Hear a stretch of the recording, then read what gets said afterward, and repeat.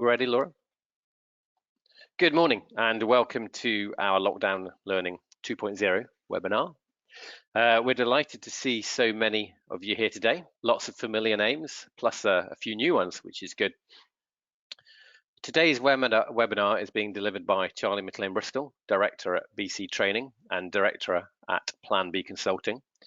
He is one of our main tutors and delivers a variety of different courses for BC Training, as well as consulting on business continuity management around the globe. The subject is cyber incident management, a preparation framework. Exciting. Before we start, we're going to have a quick chat with Charlie. We'd like to know about his journey to becoming a business continuity expert. We are joining him from his current residence on the Isle of Coll in the Inner Hebrides, one of the many islands with a dreadful broadband service. So he is joining us via a Scottish government funded EE 4G signal, which is quite exciting. In case anyone's wondering who I am, I'm Lachlan Maclean-Bristol, one of the directors at BC Training. I also happen to be Charlie's brother, so it's nice to be working with a family member this morning.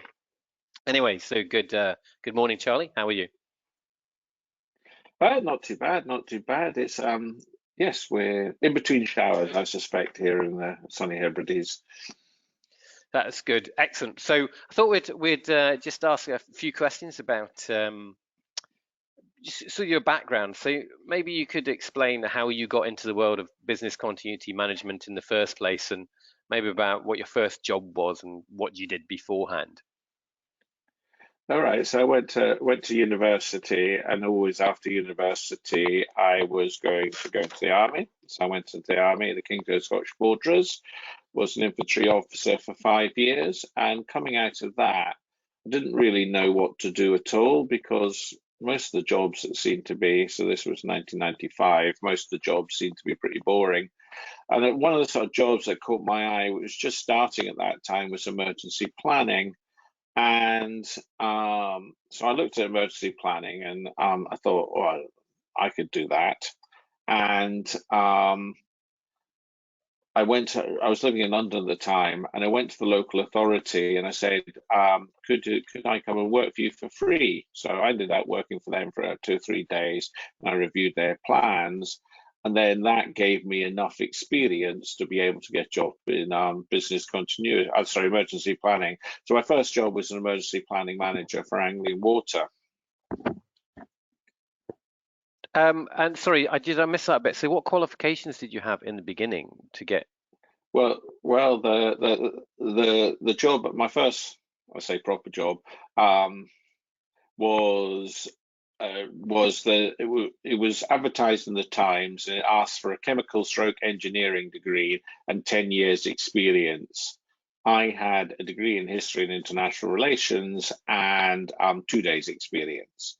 But I was young and enthusiastic, and they thought I was just the person to do the job, so they took me on that one. So it's more on, I knew enough out of my 2 days or 3 days to kind of understand what the job was and what it consisted of, and that was enough to get me my first job.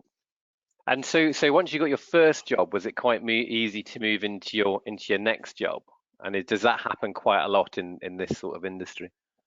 Yeah, I think, I think emergency planning, business continuity, a reasonably rare skill set. So once you fairly well know what you're doing, I don't think it's that very hard to find the on and upwards job. So, because it's quite specialist and quite niche, then yes, I think it's not too far. Well, I didn't find it too difficult to find other jobs after that. And so just very briefly, just run us through your career path up to where you are now. So I had the job with Anglian Water and for 8 years, and basically within my emergency planning job, I reckon I had the best job in the country and probably one of the best paid in the country. So there was nowhere kind of up after that to go. And I saw this thing called business continuity. So this was around about 2000. And I saw this job and I thought, well, actually, business continuity, because it's sort of connected with IT, paid a bit better than emergency planning. And so I applied for a business continuity job. Got that with Scottish Power, did that for 3 years, and then joined a consultancy, joined another consultancy, and the last consultancy I got made redundant. And if all else fails and the chips are down, then you have to go working for yourself. And so I started PlanB Consulting on the kitchen table 13 years ago, and we built it up to a sort of reasonable name in the industry, and we got eight of us there. So yes, so just been a sort of slow progression from internal jobs and working for big companies to being able to be a consultant. Mm. And interesting. So, and then finally, given what we know now, do you think there's going to be more or less need for business continuity planning in the future? I think there's some people who think, oh, we've just done this and we've survived this, so they're not going to do anything for a couple of years. I think the thing about it is, I think it's woken up people to the sort of risks and threats and resilience. So my personal feeling is there's going to be people are going to be more try and address their risks, or we're hoping they're going to address their risks, but they're wanting to perhaps not look a bit at the scope beyond business continuity, and to be able to look more sort of holistically. And not business continuity is about PPRS, premises, resources, people, and suppliers. And I think they're wanting to look more at, cyber security. We wanted to talk to today. We want to talk about risk management. Sorry, not risk management, reputational management. So I think people are going to look more across the whole piece and look at all their risks and try and perhaps bring some of the professions that manage risks together to see if we can get health and safety and crisis management and physical security, information security working closer together, break down the silos to make sure that we kind of provide that total resilience for the organization rather than do it in lots of the different bits. Useful to know. Excellent. Well, we shall maybe regroup in 5 years' time and see whether you were right.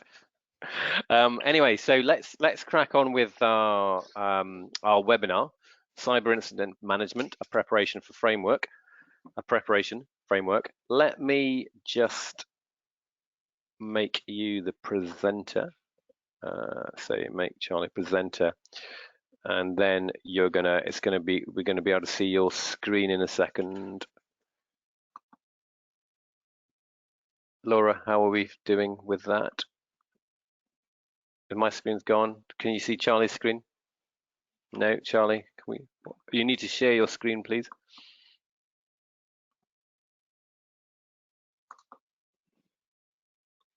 It's not shared.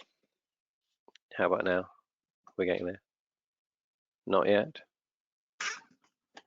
On the control panel, you need to make sure that you click on the share screen button as well. Yeah. So I've got two screens there. Oh, maybe it's too clever for my machine here. All right, I don't think I do that. Yeah, that looks it? Like. Have we got a moderator who can confirm that? What's that? I think we might have one of the moderators is going to show her screen, and you're going to be like Professor Whitty or whatever his name is, and go next slide, please. Like it makes him look so incompetent, but it's just going to make us look slick because we've dealt with this before. Right? Do you want to share? What have we got? Do you want to start, Charlie? And we'll just. Right. All right, so what we're going to do today is we're going to talk about cyber incident management preparation framework. So what I'm really trying to get you to think about is to think about what you need to do to prepare for a cyber incident. And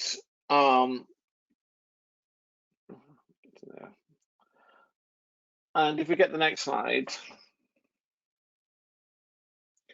Right, so what we need to do to prepare for cyber incident, because I'm a keen train spotter for business continuity and crisis management and cyber and all those sort of things. And what you see is the same mistakes from big organizations happening again and again and again. And, it's a bit depressing. And it's a bit depressing for large organizations that really have got money, time, and effort, maybe employing people to do something on this, that they haven't sorted this out. And one of the things I'm following at the moment is SEPO, which is the Scottish Environmental Protection Agency. I'm following their cyber incident, which happened on the Christmas Eve. And again, you're just seeing typically the same mistakes that other people like Equifax and TravelX and Marriott and all those other big Garmin, all those other big organizations, we see the same mistakes they're making.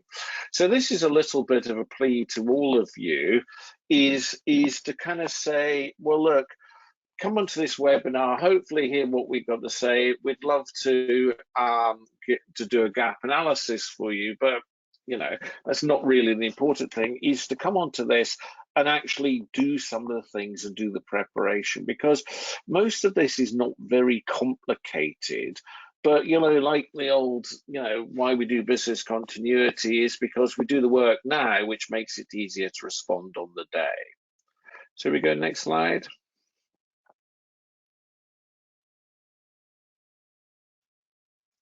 Right, and I just put up this slide as everyone is vulnerable. That bear is the Kuzi bear on the left, and he's meant to be the Russians, or alleged the Russians.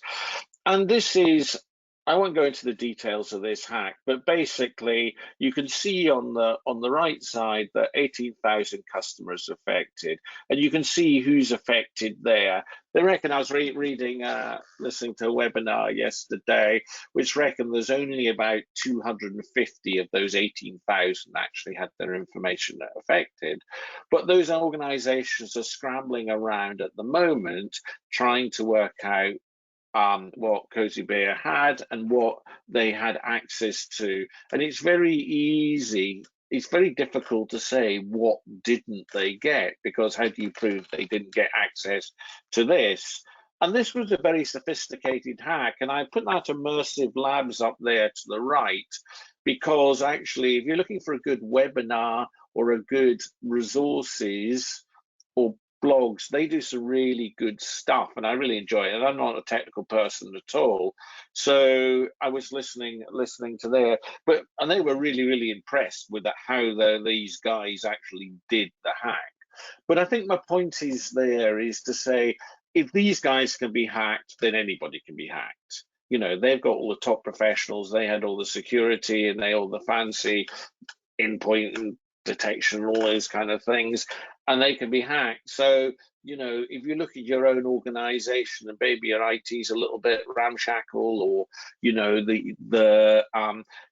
or if you're an IT person, nobody gives you enough money to invest in it, then, everybody is vulnerable. So if we go with the premise that it could happen to you, it could even be happening to you at this very second, and you don't know it. So everyone's vulnerable. If we go on to the next one. I think there is changing perceptions of of cybersecurity. If you talk to anybody, apart from those sort of very much in the know in the cybersecurity world, if you say cybersecurity and hacking, they always go talk. That's the one we all remember. That is the kind of poster child for hacking. And the first one, perhaps, that was kind of on TV, that's the Newsnight article with Dido Harding there. And, that's the kind of one people all talk about, and that was like 5 years ago. If we go to the right there, the point is now that just because you're hacked doesn't mean it's a black mark against you. It is more about how you react and how you respond. And there are there's some really good examples of Hydro, which is an aluminium smelter from Norway, was is always held out as a brilliant way of how they responded to their hack. And one of the things they did was, at the very beginning, they say categorically, we are not going to pay a ransom. And it's because we're not paying a ransom because it's against our company values. Now that cost them probably cost them about £60 million or dollars. So it cost them a lot of money, but they were categorically saying, we are not going to pay. Fine, it was their decision, but they were very, very open and honest, and they came out of that with, their reputation in hand. So what I'm saying here is, let's not just not say that all the focus is on the technical stuff prevent it happening. We need to be looking at the bit we're talking about today is the non-technical bit and how we respond. And this bit in the middle is something I've just put together, is to say there is a technical issue. Number 4, there is the IT technical response and recovery, which is extremely important. Is what your technical people are going to be doing in response to an incident. But there are 3 other points you have to do. You have to do continuity of operations and business recovery. So you need to use your business continuity plans, and you need to say, if the attack has affected your operations, then you need to manage their recovery. And it's sometimes almost like it's the same as a business continuity incident. If your factory burns down, or if your factory's ransomware on all your machinery, you can't access it because the fact is that it's all electronic controlled and someone's got into your electronic controls. That's what happened to Hydro. Their electronic aluminium smelters got taken over, and they had to bring the old boys back in who could actually work machines manually because their kind of newer staff didn't know how to do it. So one of the things about cyber, it's about classic business continuity. How do you keep your operations going in a disaster? There is also the whole reputation of stakeholder management. Now, if you're very lucky, you lose very little data, but on most cyber attacks, you're liable to use data, so you have to go and inform your customers, your suppliers, your stakeholders that you have lost their data. That is now a case of reputational management. And because you have to report it to the Information Commissioner, it is not, you can't get away with eyes like Equifax in America of not telling anyone to 52 days until they got themselves sorted. We can't do that. So you have very limited time. And so you're into classic, again, reputational management. How do you manage that reputation? How do you manage your communications with stakeholders? And as we come on to, there are lots of ways not how to do it. And some good or some bad examples out there. And last of all, do you understand your statutory reporting, including your GDPR requirements? And if you're a multinational or you work in many different jurisdictions, then you have to think through how you're going to manage each of those different jurisdictions and how you make sure you're not breaking the law. In the fact is that actually all of them have different reporting requirements, different numbers of which is the threshold for reporting, different time frames. And it can be immensely complicated, but you're breaking the law in some cases if you don't report correctly. So sort of my plea to you is to say, anyone who says cyber incident management is a technical issue, of course it is, but there's an awful lot of it is a non-technical issue. And that's hopefully why you've come on today, because you've agreed that, or you've recognized that. So next slide. Right, so what we're going to do is I'm not going to go through everything, but I'm just going to touch on some of the areas I think you need to be looking at. A, if you're going to do it yourself, or B, you're going to get someone like ourselves to come in and have a look at it.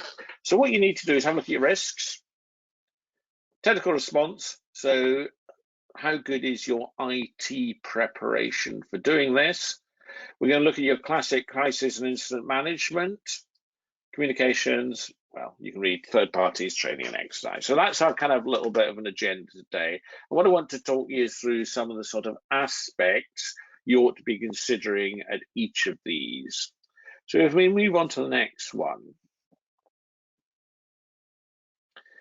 The first thing you need to do is if you've been cyber attacked, and you know the double extortion, which you can see top right there, that have to govern Shires, Mills, Mass, and Sachs.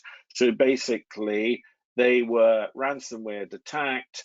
They'd also had their data stolen, and they were the ransomware guys asked them to pay to get their files unlocked. They also stole a whole load of because they're entertainment lawyers. They had a whole load of contracts for a whole load of famous pop stars, and they are busy at the moment auctioning the information off to the highest bidder, so that they can they're trying to persuade the lawyers to pay for them. So this idea of double extortion is what they do is they go into your systems, they root around, they try and find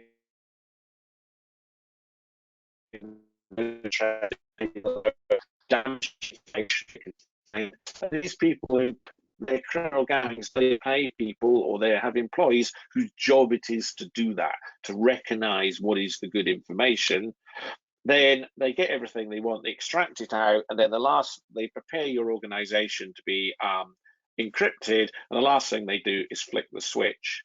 And if you look at the Travel X, which was done over New Year, we look at SEPA. As soon as I heard SEPA was done on Christmas Eve, you kind of thought that is not by chance. They've done it on Christmas Eve because they know that SEPA would struggle to find people and struggle to respond over the Christmas period.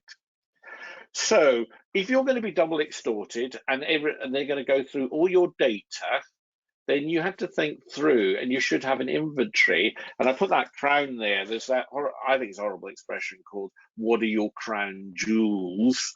But do you understand your data? Do you understand the amount? Do you understand what you hold? So that if a hacker has access to every single piece of your information, what does that look like? And I just put that Sonny hack there. And that was the hack after they'd put the film about North Korea, and I think it's alleged that North Korean people attacked them. But basically, they attacked them and they destroyed data, and they also leaked a whole load of data. And this was a leaked email conversation from emails. And this is Angelina Jolie. Now, I think most people would probably like to meet Angelina Jolie, but maybe Pascal knows a bit more about Angelina Jolie than we do, and it obviously suggests that he didn't want to meet her. But if you're dealing with a sort of high-profile, expensive Hollywood actress, you don't really want emails published that are derogatory about her. You know, if you're trying to negotiate with her, try and get her onto a film, you know, you don't really want those leak of it. So you have to be thinking, do you understand what data you hold? What are your crown jewels, and what is the most embarrassing bit of information that you hold?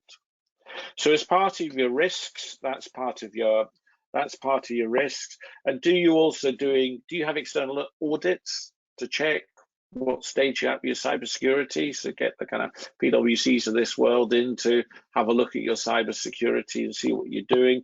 Do you have all your internal controls in place?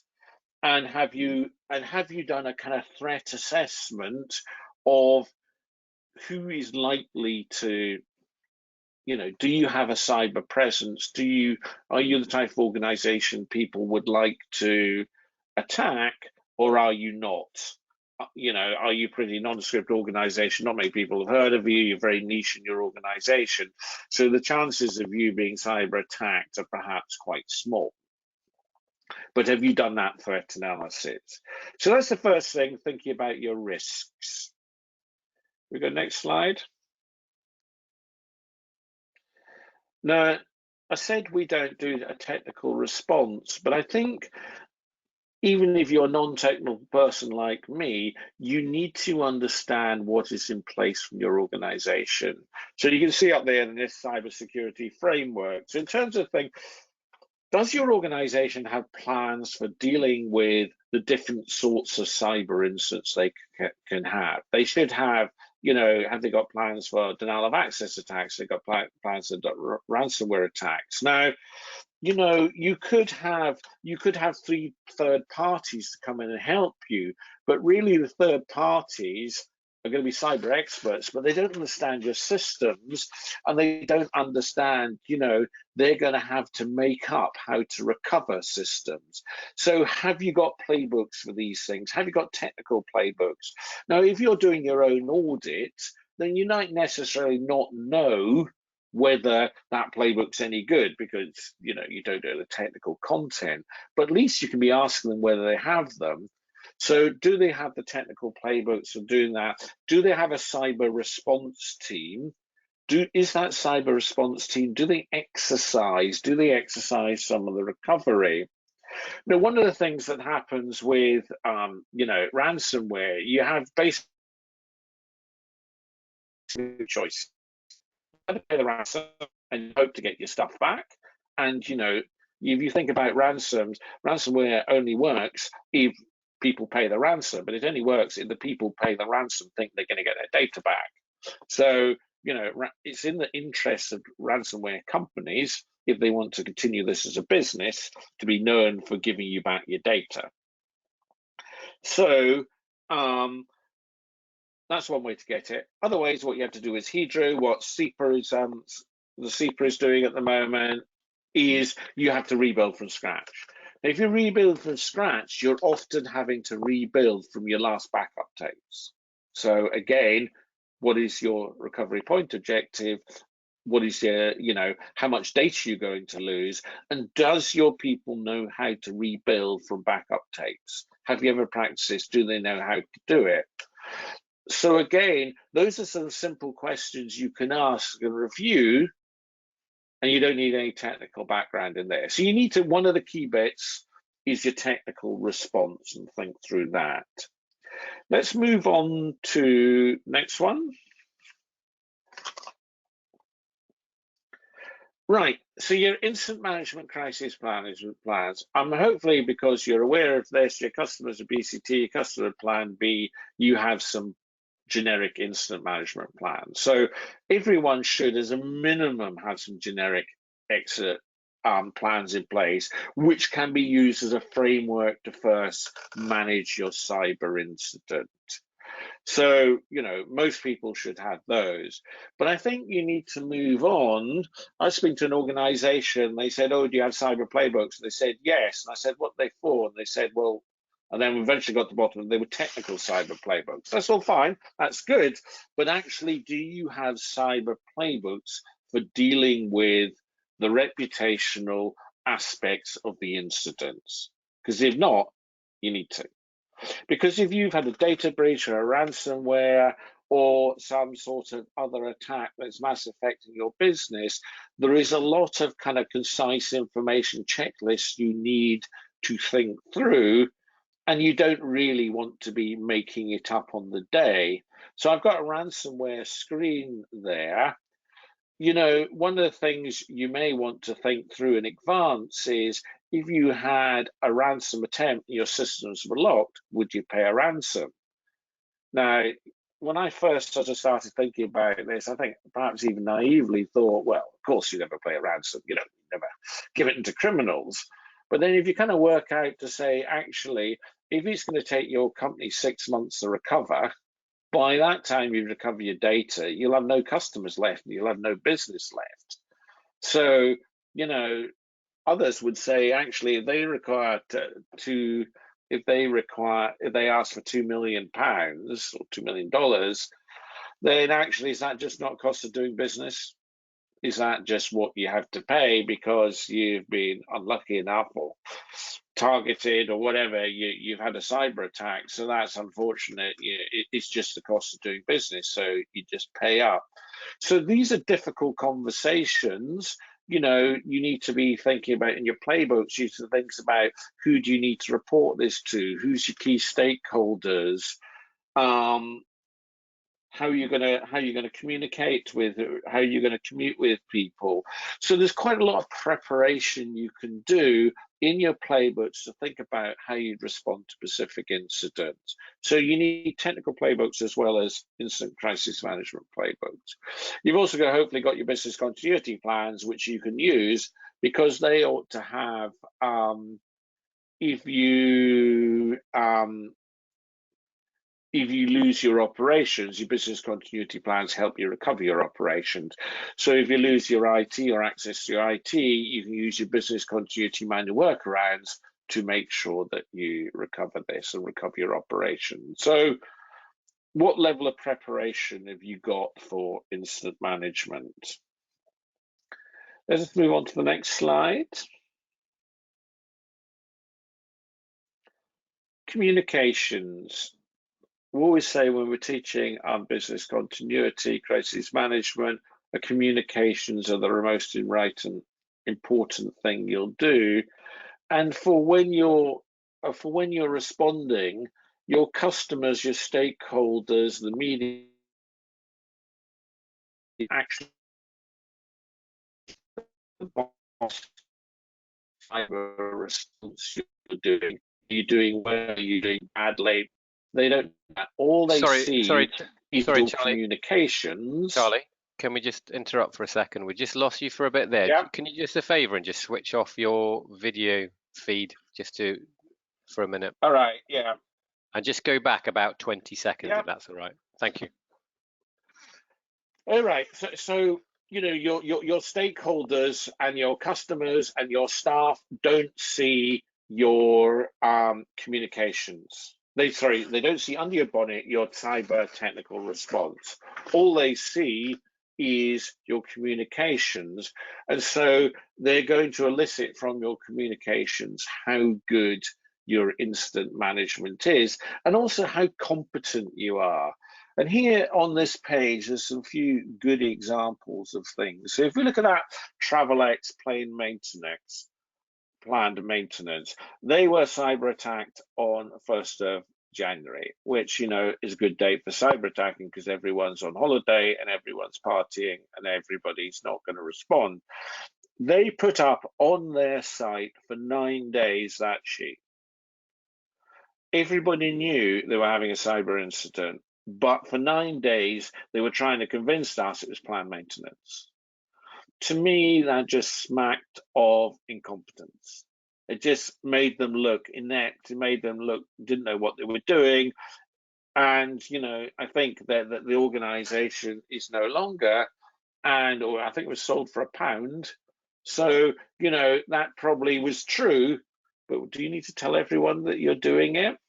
So, you know, if you've got if your website is part of your IT estate, then a cyber attack can take out your website. So, you know, how can you switch to another website, which actually can at least put up a holding page to keep going until you can sort out an existing website? If you look down at Equifax there, that little one bottom left, is that that was a sheet they put on top of their website to tell everybody that they'd had a cyber incident and to click through for information. They had 52 days to prepare, so they probably could get that done. If you've got to do something similar, is your website set up to do that, or is it not? And if you think through, how would you use your website to communicate that cyber incident? If we look at the top right, that is from the SEPA website. So if you wanted to report to SEPA because their incident took down their email, then you had to talk through Twitter or Facebook. Or you can see it obviously took out their telephone system, so there's a mobile number there. Quite often, organizations might use Twitter and Facebook to communicate with people if their systems and their website is down, and that's how they normally communicate. but it doesn't look terribly efficient. And have you thought through how you're going to inform your customers? You know, we do quite a lot of work with banks, and one of the big questions for them is to do, and financial institutions, to say if they need to inform their customers, especially private banks, financial institutions, where actually have client managers, and their clients would expect to be told by their client manager. They wouldn't expect to receive a kind of dear sir email. So have you thought through how you're going to communicate with people? Is actually communicating via Twitter, which, you know, if you're not a Twitterati, then you might not actually even know quite how to do it. Is that the best way, or do you need to have a shadow email system in place so you can switch over and tell your customers, yeah, look, use this email system because our normal one has been cybered? And, you know, Equifax there tweeted fake link to the official pages. What happens is when you're having a cyber incident, everyone tries to scam the people who are affected. And Equifax, someone put up a fake Equifax site, and Equifax didn't realize, and Equifax put up their own site, and Equifax kept telling people to go to the fake site rather than their own site. So all these things play into, they make you look incompetent. And so, you know, you need to think through your communications, how you're going to deal with it. You've seen that TravelX recorded apology. Again, really poorly done, very stilted. 17 days after the incident, language is all wrong. Say, this is the first time I've had time to talk to you. Well, 17 days, you know, we're your customers. If you really had no time in 17 days to do this, again, poorly executed, poorly done, made the situation worse. And, you know, do you know how to communicate with the ICO? Do you know what's required of them? Have you thought through how, when you would report an incident, you got 3 days, do you do it on day 3 or do you do it day 1? So there's a whole load of pieces with communications, and there is tons and tons of bad practice out there. So why wait until you get a cyber attack to exhibit your bad practice? A bit like SEPA has done. They've been not too bad, but they haven't been great, and they could, you know, there's a few obvious things they could have done. Then, you know, review it, get us to review it, and actually check whether you've done the right stuff. Next slide. Shall we try your video as well, please? Yeah, we'll try that as well. Yeah.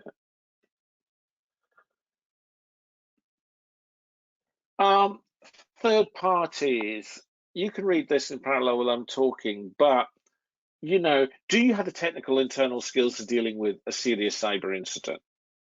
Do you have the forensic knowledge? Do you know how to get rid of malware and all the magic that you know, technical people do?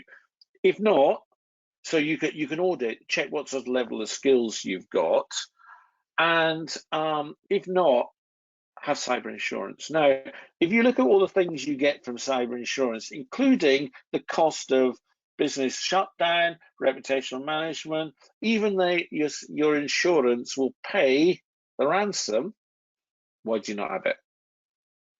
I was trying yesterday, trying to look at the cost of it, and I suspect in terms of, if your ransom payment is 2 or 3 million, I suspect the insurance is not that too expensive. And also, if you think about, for your organization, if someone in the middle of the night was to phone you up as a senior manager or the business continuity manager and say, look, we've had a cyber attack, do you really want to be going out to Google and trying to find a company that will come in and support you? No, you don't want to. And if it's a widespread attack, you might not find anyone because they're all tied up with insurance companies and they're all going to their clients. So, you know, there's your forensic response, your cyber insurance. There's also the whole threat intelligence piece, so that if you've had a malware and you've got threat intelligence, then they should be able to tell you actually who the people are. You know, is it worth paying the ransom to those people, because actually they have a reputation and then doubling the payment unless you pay, and they got opinion not for doing it. Do you threat intelligence? Do you look at the dark web and see if your information's on the dark web? So they can, and you know, there's things you can do here to make sure that I don't think they're all that expensive, but I think for a minimum, you know, if you don't have cyber insurance, then I really do think you ought to have a look at it. So have a look at what third parties you have there. And next slide.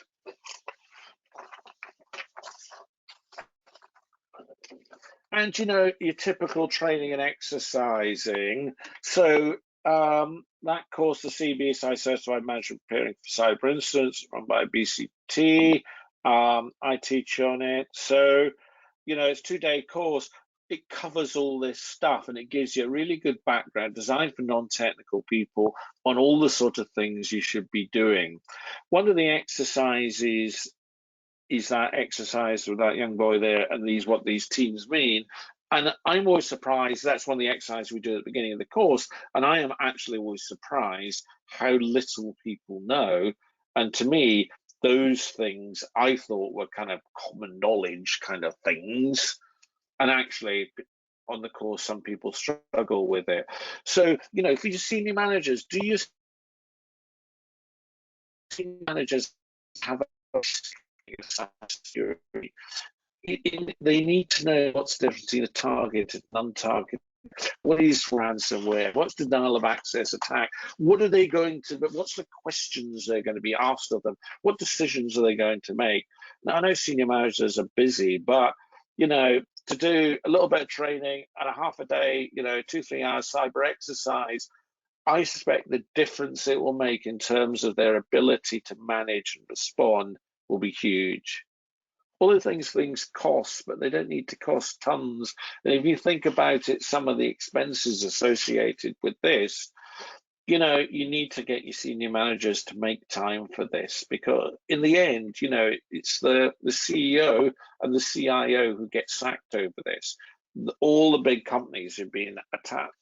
You know, successful cyber attack, and them usually lose those 2 jobs. So it's in their interest, you know. If they put it on the too difficult pile, you need to find ways of making sure that actually, look, give me the budget, give me 3 hours, and I will give you some cyber incident training or an exercise. Or we quite often do a kind of like combination of 2, a little bit of cyber management landscape, double extortion, what different sorts of attacks, what the sort of issues are, and then we run through a nice, gentle business continuity exercise. And it's getting beyond understanding the basics is not very complicated, but you don't, like all good stuff in business continuity, you don't want to be hit on the day. You really want to have a thought about it, practice it, and then you can have the time to go and think about, what don't I know? You know, are we going to be prosecuted for paying a ransom? Well, I don't know. We can go away and find out about it. So some of these simple things, like all good business continuity, you can do, spend the time now to stop the time easy later, or save time and very likely money. So those are the sort of 6 elements that we could do, and I'll run through that pretty briefly. So what can you be doing now? So if we go to the next slide.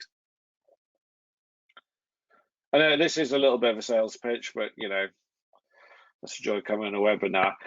So what are the next steps? A cyber gap analysis. We as BCT or business continuity planning would love to do something. So what we do is we've got a set of questions, and we would go through that, and we would ask the questions relevant people in your organization, and we'd write up into a nice report.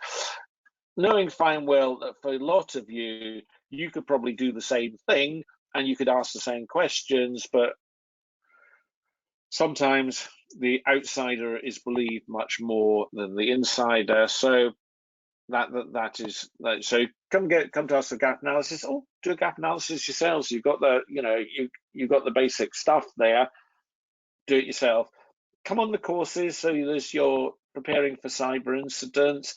It's a good basic course. There's a good background to it. We've had all sorts of people there, and online. You can do it. You can do it. You can do it for your place of work or your home or whatever. Or if you're abroad, you can do it from there as well. So that's good. And cyber exercises. We do cyber exercises, but there's lots of other people out there for cyber exercises. The only thing I was saying about anything cyber, especially cyber exercises, is I'm sure if you've ever paid for a wedding or just know the cost of paying for a wedding, that if you put wedding in front of photographer, the photographer will charge 3 times, and if you put work do photographer. So it's a little bit out there with cyber. So you say around, if someone says we'll charge you £10 for £10,000 for an exercise, you put cyber exercise, especially some of the large companies will then try and charge you £30,000 because it says cyber. And you can see a little bit of the landscape is you don't need, especially for exercise, especially with senior managers, you don't need the world expert, which some of these companies do, at cyber response and all the technical wizardry. You don't need that, because in actual fact, a lot of the exercise is about media management, it's about reputational management, it's recovery, it's about decision making. The technical bit, if you've got technical experts, yeah, go to those technical people who can do that, but don't get exercise off people who are doing technical stuff. Just don't pay too much for it. Shop around, because some of the prices I've heard, and people just just quite happily just pay it, thinking that's the price, and I'm going, Anyway, that's enough of my rant about cost of cyber exercises done by some. So that is what I've got for you. Is there any questions or thoughts or anything else you would like to hear about or comment on? What we thought we could do is we would be like we did a couple of weeks ago, is to open the floor to questions. So if anyone has a specific question, they can raise their hand. I think on the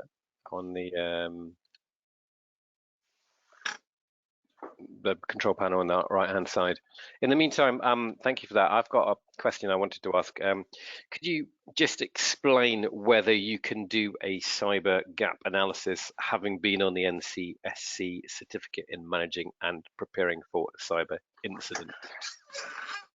You should be able to, because what it does is just gives you sort of the details of what others have done badly and what others have done well. So yes, it isn't specifically designed as a course for that. But if you take kind of like 6 quadrants there of all the things you need to do, every aspect of that is covered in the course. So if you want to do your own gap analysis and go and do your own internal workings, that course is a good place to start. Okay, brilliant. We've got a question from Tim Higgins. If we can maybe open up your microphone, Tim, if you'd like to ask your question. I think you have to open your microphone as well. You're on. I think we're having a bit of actually, Tim, your hand's been raised for 25 minutes, but if you'd like to ask, you're on air now. Hello, can you hear me now? Yes. Okay. I was struggling to get off mute. So just a quick question. You were talking about sometimes it's, you have to weigh paying the hacker in the case of ransomware versus, the risks to your business. And I do understand that, but what about the dangers of legal challenges? So funding criminal activity, funding terrorism, all those kinds of things? Yeah, it's one of those slightly wicked problems which there is no easy answer there. Think about paying a ransomware. It's not illegal to pay ransom per se, but if you knowingly fund a terrorist group, or you knowingly fund someone on one of those lists which you're not allowed to have financial dealings with, some Russians and various named people on that, then you can be prosecuted for that. Also, there's no guarantee that if you pay that you're going to get the ransom keys. there's no guarantee that if you pay that they're not going to come back in again and demand it 2 weeks later. So it's not an easy, there's not a kind of when we're in the army called the DS solution. There's no sort of say, this is the solution, this is the way to deal with it. It is all a balance. There are people who I've met one actually who actually are professional ransomware dealers. So if you get kidnapped, you normally employ a company to negotiate with the kidnappers because they know the form, and kidnappers prefer to negotiate with someone who knows how to negotiate rather than the randomer. So again, you can negotiate with a with the ransomware person, and they can advise you, say, don't pay at that price, or offer them half, or I wouldn't even deal with those people because they'll take your money and you'll never see the keys again. So I wouldn't even bother. So you can get that, but I think for senior managers, someone's going to make the decision sooner or later, and I would suspect it's going to go up the tree. And I think senior managers ought to be aware of what are the complexities, what are the pros and cons, and then at least they can make an informed decision rather than making a kind of knee-jerk decision under pressure, which hasn't really taken into account all the different thoughts and the possibilities. Does that solve your problem, or does that answer it? Yes, I think that sounds brilliant. I'm going to move on to Pauline. You've had your hand up for 24 minutes. Do you want to? Would you like to come and ask your question? Thanks, Lachlan. Can you hear me okay? Yes, perfect. Charlie, I've got a really unusual chicken and egg question. It's the chicken and egg scenario. So if, for example, you don't really have any kind of robust playbook scenarios as yet, is it better to get a gap analysis done? So in essence, you'll tell us what we kind of already know, or are you better trying to develop some sort of plan, cyber response plan, and then test it with a gap analysis? Just what's your thinking around the chicken and egg?